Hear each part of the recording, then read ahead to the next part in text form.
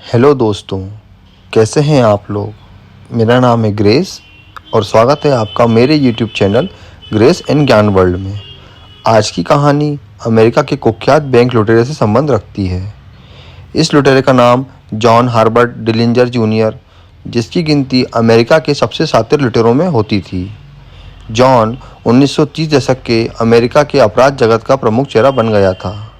उसने अपने शातिर दिमाग से चोरी और लूट की बड़ी बड़ी घटनाओं को अंजाम दिया। उसे अमेरिकी इतिहास के सबसे बड़े आर्थिक मंदी, जिसे ग्रेट डिप्रेशन भी कहा जाता है, के दौर में सबसे खतरनाक और मशहूर अपराधियों में गिना जाता था। जॉन डिलिंजर का जन्म 22 जून 1903 को इंडियाना में हुआ। जॉन का बचपन बेहद ही आर्थिक तंगी और कठिन परिस्थितियों में बीता। शायद यही कारण रहा होगा कि आगे चलकर उसने अपराध का रास्ता चुना। शुरुआत में उसने छोटे मोटे अपराध करके अपना जीवन चलाया, लेकिन जैसे जैसे समय बीता उसने बड़ी बड़ी घटनाओं को अंजाम देना शुरू कर दिया। उसने कई बैंक डकैतियों के लिए अपने शातिर दिमाग का इस्तेमाल किया। जॉन ने बेहद ही सिस्टमेटिक तरीके से एक गैंग बनाया। उसके गैंग ने कई बैंक डकैतियों को अंजाम दिया और इसके साथ ही अपराध करने के दौरान पुलिस के साथ कई बार खतरनाक मुठभेड़ भी हुई। वह बहुत ही चालाक था और योजना बनाने में भी बहुत कुशल था, और साथ ही जुर्म करने के बाद भागने की अद्भुत क्षमता ने उसे पूरे अमेरिका में हर जगह एक हैरतअंगेज व्यक्तित्व वाला इंसान बना दिया। इन सभी चीज़ से हटकर दूसरी ओर जॉन जूनियर ने जेल से भागने की एक बेहद ही रोमांचक और साहसिक घटना को अंजाम दिया, जो उसके जीवन के सबसे मशहूर कारनामों में से एक मानी जाती थी। तो चलिए सिलसिलेवार तरीके से आपको बताते हैं कि जॉन जूनियर के जेल ब्रेक की कहानी। यह घटना 3 मार्च 1934 को इंडियाना के क्राउन पॉइंट जेल में हुई। इस जेल ब्रेक को अंजाम देने के लिए जो तरीका उसने आजमाया, उसे जानकर पुलिस एवं अन्य जेल अधिकारी सख्ते में आ गए कि ऐसा कैसे मुमकिन हो सका। जेल से भागने की यह घटना पूरे अमेरिका में लकड़ी की बंदूक से भागने की कहानी के नाम से जाना जाता है। अपने बचपन से ही जॉन एक आपराधिक प्रवृत्ति का व्यक्ति था और आगे चल के उसने बड़े बड़े अपराधों को अंजाम दिया। शायद यही कारण रहा होगा कि पुलिस की नज़र में वो हमेशा बना रहता था। ऐसे ही एक बड़े अपराध के चलते उसे पुलिस ने गिरफ्तार कर लिया। साल था 1934। गिरफ्तार करने के बाद जॉन को इंडियाना के क्राउन पॉइंट जेल में रखा गया। यह जेल उस समय खतरनाक अपराधियों, मुलजिमों के जेल से भागने से एकदम सुरक्षित जेल माना जाता था। इस जेल में कड़े बंदोबस्त थे, जहां एक एक कैदी पर बारीक नज़र रखी जाती थी। शायद इसीलिए जॉन पर इंडियाना पुलिस और कानून एजेंसियों को पूरा भरोसा था कि जॉन इस जेल से नहीं भाग पाएगा। जॉन पर आरोप था कि उसने शिकागो के पास एक बैंक लूट को अंजाम दिया और इसके साथ ही एक पुलिस अधिकारी की हत्या कर भाग गया था। यह एक बड़ा मामला था जो उसे मौत की सज़ा दिला सकता था। लेकिन इन सबसे अलग जॉन के मन में तो अलग ही खिचड़ी पक रही थी। वह जेल से भागने का प्लान बना चुका था और उसका मन भी जेल में रहने का नहीं था। जेल के अंदर कई तरह के काम किए जाते थे जो कि कैदियों को ही करने रहते थे, जैसे खाना बनाना, जेल की सफाई करना, लकड़ी की कुर्सी एवं टेबल बनाना, जेल की दीवारों को पेंट करना। जॉन ने तरकीब लगाई और लकड़ी से बनने वाले कुर्सी एवं टेबल वाले कार्य में शामिल हो गया। बेहद ही शातिर तरीके से उसने एक लकड़ी का टुकड़ा चुराया।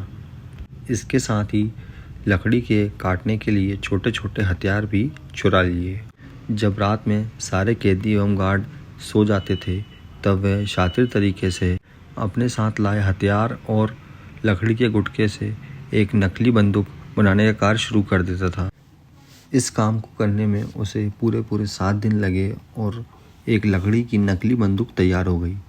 अब हूबहू लगने के लिए उसने जो दीवारों पे पेंट होता था, उस पेंट से उस बंदूक को काला कलर कर दिया। अपनी चालाकी, अभिनय कला पर जॉन को बहुत ही विश्वास था कि अगर वह नकली बंदूक, जो कि एक लकड़ी का खिलौना मात्र थी, को सही तरीके से दिखाएगा तो जेल के गार्ड इसे असली बंदूक ही समझ लेंगे। लकड़ी की बंदूक बनाने के बाद जॉन ने आगे की योजना बनानी शुरू कर दी। अपनी उस योजना को आगे अंजाम देने के लिए उसने एक दिन मौका पाकर एक गार्ड को बंदूक से डराया। जॉन ने बंदूक को गार्ड की कमर पर लगा दिया और उस गार्ड को चुपचाप रहने को कहा। जॉन के एकदम से ऐसे करने से गार्ड उसके मंसूबे नहीं समझ पाया। गार्ड को महसूस हुआ कि यह एक असली बंदूक है। उसने तुरंत आत्मसमर्पण कर दिया। जॉन ने नकली बंदूक दिखाकर बाकी जेल गार्डों से हथियार अपने पास रखवा लिए। सभी गार्डों को जेल के वह कमरे में बंद कर दिया। सब गार्ड बेबस थे। इसके आगे जॉन ने उन्हीं गार्डों में से एक गार्ड की यूनिफॉर्म उतरवाई और उसे पहन ली और धीरे धीरे जेल के मेन गेट से बाहर निकलने में कामयाब हो गया। अब उसे खुद को पुलिस से बचाना था और एक महफूज जगह पर जाना था, लेकिन यह बहुत खतरे का काम था। लेकिन जैसा कि हमने आपको बताया, जॉन को खतरों से खेलने का बहुत ज़्यादा शौक़ था और अपने पर बहुत ही ज़्यादा विश्वास था। जेल से बाहर आने के बाद उसने फिर एक बार बहुत बड़े अपराध को अंजाम दिया। जॉन ने गवर्नर की आधिकारिक कार, जो कि फोर्ड फिएट थी, उसे चोरी कर लिया। 1930 के दशक में यह कार बहुत ही तेज़ गति वाली गाड़ी मानी जाती थी।